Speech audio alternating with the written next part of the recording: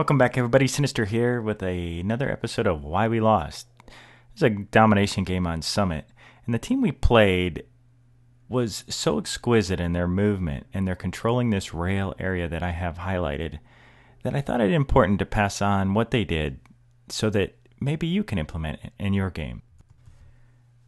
Now, this team used a tactic known as bounding overwatch. Now, bounding overwatch is a term used in the military to describe a leapfrogging technique, where it is a coordinated movement between two units, at least two units, where one person will move into an area that they're trying to gain, but will be covered by his teammates from behind. Now, you'll notice as these two move up the rail side of Summit, not only are they preparing for this bounding overwatch, but they move up and establish their initial position.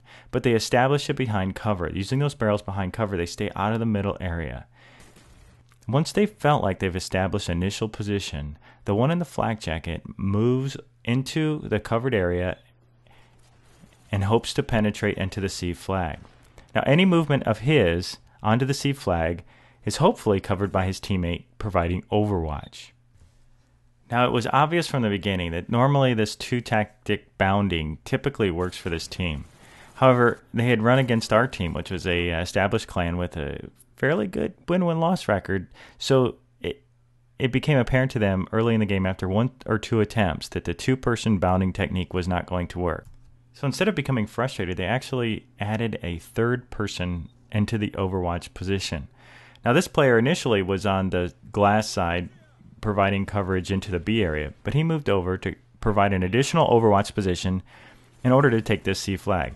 Now, they did this over and repeated this over and over until they took the C flag. This tactic obviously has worked for them so many times in the past, it's almost become a team formula. Now, after reviewing several of their games, I noticed that they never seem to lose on Summit, and this is the tactic they use pretty much every time.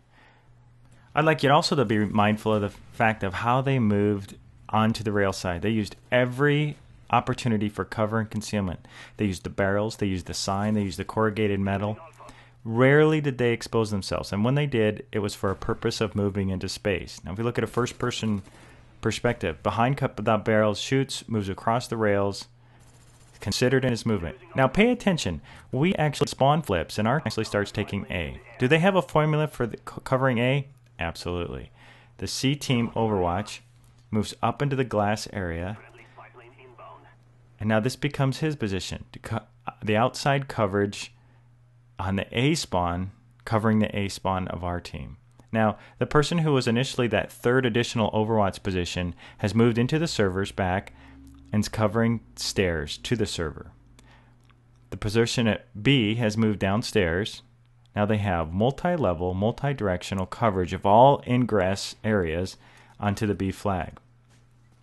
Now, as we watch a little of this stair coverage, this player is acting in the Slayer role, moving back and forth into the two ingress areas to the server. And he's providing additional help to his teammate to his right, located to his right, and also additional help to his teammate to his left, covering the B flag.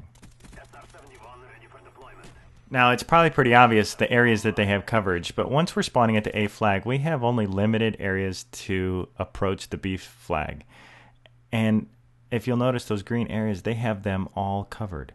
And additionally, on the other side, they have the stairs on the ski side covered. Almost impossible at this point for our team to make penetration into the B area happen. So in summary, control the rails. Control that rail side. Do so by using the technique bounding overwatch. Using the cover and concealment, press up, use your teammates in a coordinated movement to control the ingress points of your opponent. And if you use this formula, chances are you'll have a lot more success in Summit Domination.